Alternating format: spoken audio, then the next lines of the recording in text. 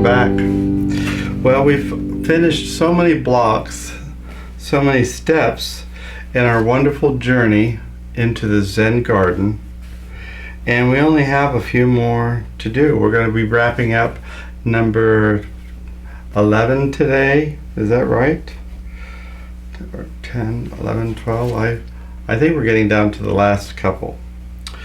So I'm just going to be passing through here to see some of what we've done already. They're really vibrant colors, and that's normal with batik. These are all batik fabrics. And after I get done shuffling through these like a deck of cards, I'm going to go ahead and pull out the next block. And I'm also going to pull out the background fabric and the kit, the little block, and we can get all that started. So without further ado, I'm going to get to it. Well, I have my background fabric out and I've ironed that, and I have my background paper out and I've dry ironed the paper just to get the creases out of it. And I noticed that we have another dragonfly in the pattern, and I went ahead, I was just curious, and I wanted to look up where dragonflies got its name. And according to Google, St. George's horse became a giant flying insect when cursed by the devil. In the Romanian language, the word for dragonfly translates into devil's horse or devil's fly. The Romanian word for devil is drac, which can also indicate dragon. In English, it translated to dragonfly. So there's that. I thought it might be something prettier. I remember watching the news one time, and somebody was saying, where did butterfly get its name? And they said a newscaster was talking about an insect that was going to flutter by, but he messed up and he said butterfly instead of flutterby, and ever since then they called it a butterfly. But I don't believe that for a second. Anyway, come a little bit closer and we'll go ahead and get some of our colored pieces out, and I'll also get my light box out. Well, it didn't take long to set this up. We have our color cover sheet I have off to the side. This is really great for when pieces are the same size but different color. Helps you put those right in this correct place. We have our instruction sheet. We have one of these in the back of every pattern. It tells you the step-by-step process by which this works, which is basically peel, place, and press. As we've said before, this is a 3-layer piece. You have fabric on the top, seam 2 in the middle, and a paper backing on the back. And that paper backing just peels off. That is the first part of the process. Just peel. And when you peel that off, you can see that shiny, sticky layer.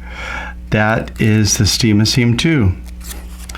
And when you peel that off, you could just go ahead and put that on the fabric, and you can see that will stay in place while you're working, but it's not permanently fused yet. Then you can go ahead and go to the next piece and do the same thing. It's just peel, place, and press over and over again.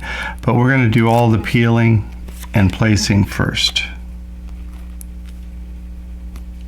And this one has a few more pieces than the last one, so it's going to take us just a little bit longer.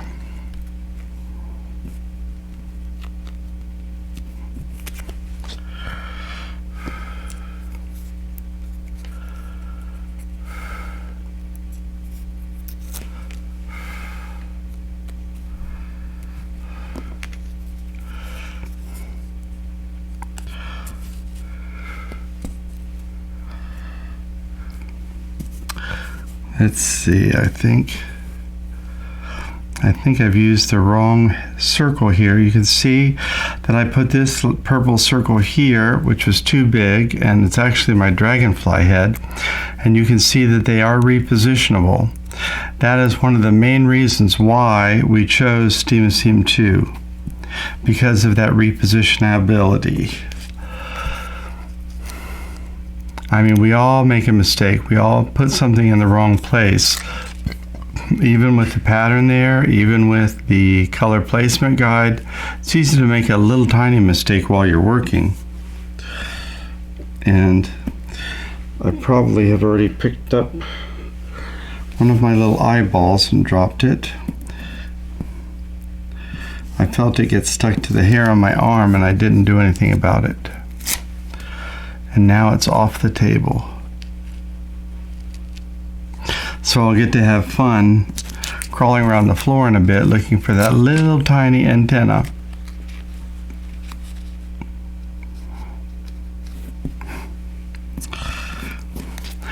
I don't know if I'll let you enjoy that entertainment of watching me or not. Anyway, this is peel, place, and press. Very easy process. But even if you wanted to let the kids just play, they could put these, without peeling the paper, they could just find the pieces on the paper, kind of like a puzzle. It would be good eye-hand coordination for some of the really young kids. I remember when my niece was young. She was pretty smart, but she didn't have real good eye-hand coordination. And her mother would get spaghetti and have her put the spaghetti through the colander just to help her. Well, it helped to both of them. She would do that while Mom was in the kitchen cooking, and that would distract the child long enough for Mom to get some cooking done. But it also helped teach my niece how to improve her eye-hand coordination a little bit.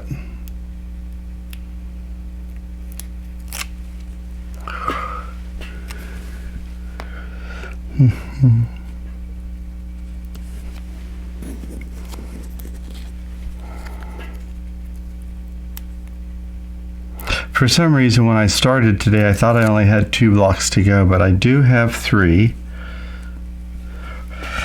So I won't quite finish. Oh, here's my other eye, thank goodness. Or antenna, rather.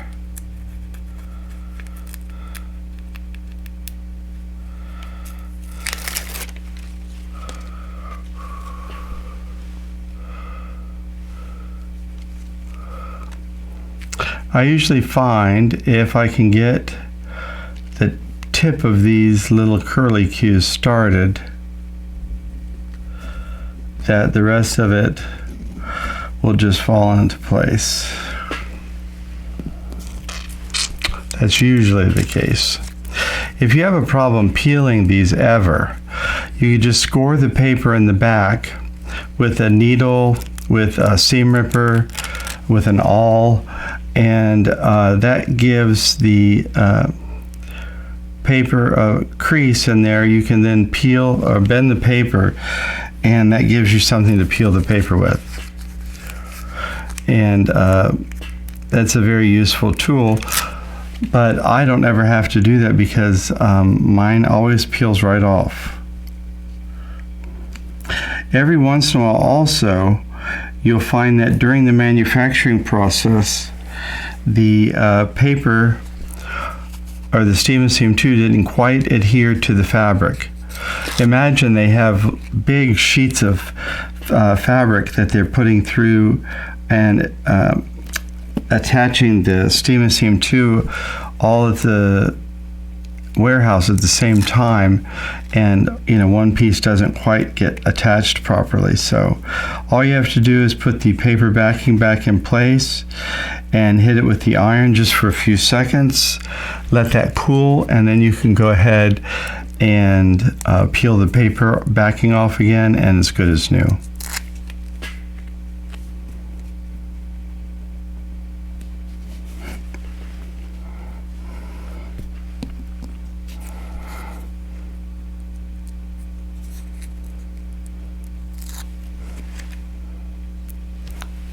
As thin as these are, kind of hard to imagine that there's 3 layers there.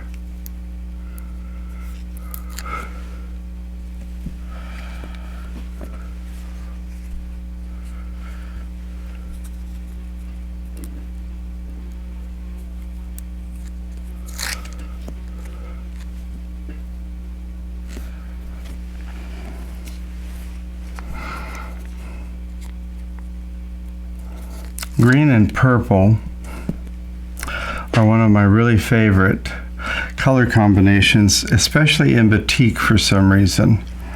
I really find that color combination to be really vibrant and exciting. They just seem to vibrate the energy between those two colors in a batik setting.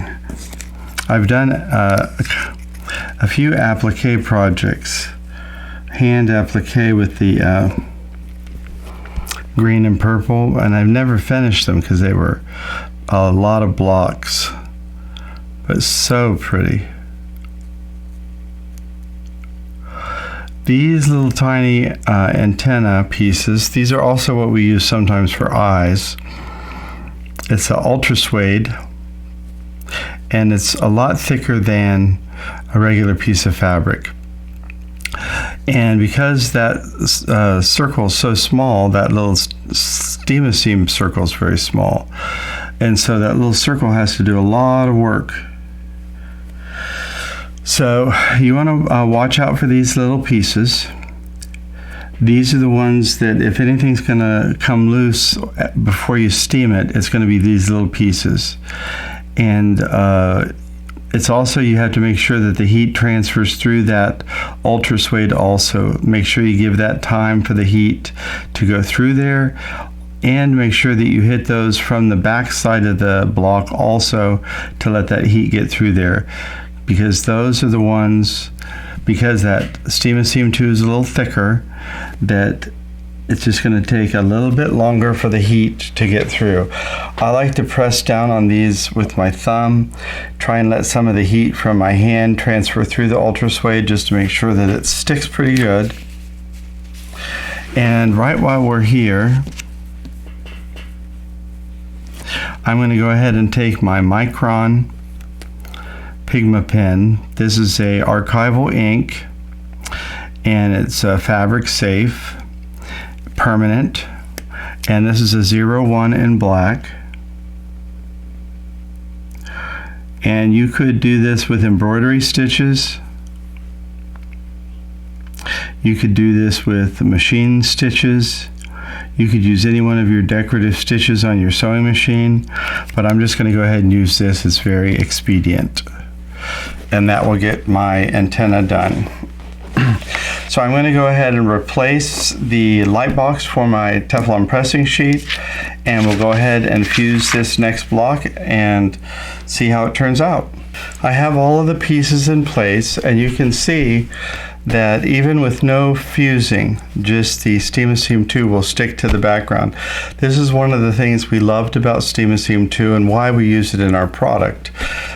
These pieces are still repositionable. You can see they are not permanently fused at this point, but they are sticking in place.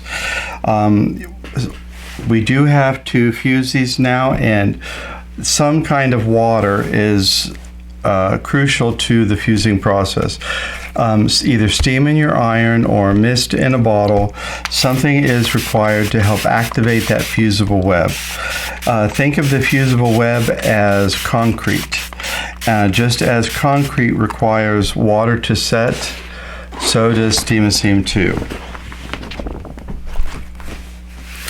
So I've sprayed the top of the block with my spray bottle, and I'm going to come in with my iron. I've closed the my sandwich up here, my Teflon pressing sheet, and now I have my iron on there, and the iron, I'm just going to let it rest for a second. I want to give the iron time enough for that heat to transfer down through all of the different layers. Some of these pieces had 1 or 2 layers on top of each other, so that was fabric, Steam Seam 2, fabric, Steam Seam 2, and background. So we have to get through all of those different layers. And then also when we come to that ultra suede antennas, we want to make sure that the heat can penetrate through the thickness of that ultra suede and still activate that background of the Steam Seam 2.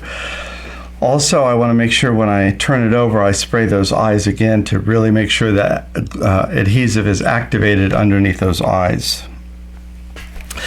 The reason I like the Teflon pressing sheet is the Teflon pressing sheet is a barrier between the iron and the fabric. So it prevents the fabric from getting scorched. It prevents any gum or anything from transferring from my sole plate onto my background. It prevents anything like the Steam and Seam 2 from easing out anywhere onto my sole plate.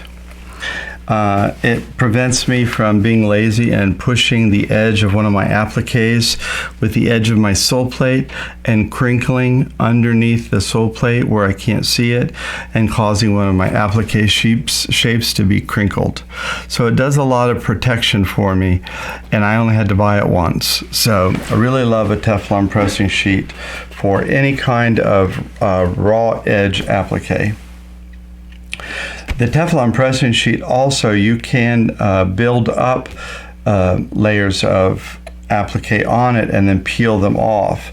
I know Laura Heine uses these extensively when she does her collage quilting. She'll build up a big portion of the collage right on the Teflon pressing sheet, and then she can peel up the entire unit and transfer it onto the background of her quilt. So it works very well for that as well.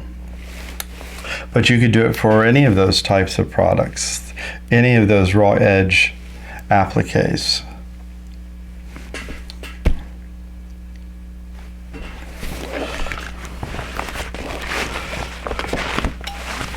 So at this point, I can still see a little bit of steam coming off, which is an indicator that there's still some moisture in there. I can even see my Teflon pressing sheet is wet. But I'm going to turn this over and I'm going to spray it again, especially those little antenna eyes. And I'm just going to go ahead and refuse from the back down. This ensures that we have fused properly all the way through.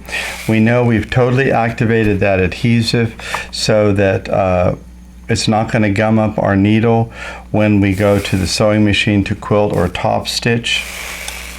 But I will tell you, at Urban Elements, we do not top stitch our applique. If you fuse properly, Steam and Seam 2 does not require top stitching. Easy does it. We're done with another beautiful dragonfly block, regardless of how it gets its name. These are going to be tricky putting together because really they could go just about any direction. But they are going to be beautiful putting them together. And I think I do want to put sashing on these when I get to it, but I want to put thinner sashing than normal. Maybe cut it 1 inch so it finishes at 1/2 inch. But we'll see. Anyway, thanks for stopping by the studio today. We only have 2 more rounds of this to go, and then all of the blocks will be finished. There'll be time to put them all together. Until we meet again back here in the studio, please take care of yourself. That's the most important thing, and also take care of those around you. Until then, we'll see you next time back here at the Urban Elements studio.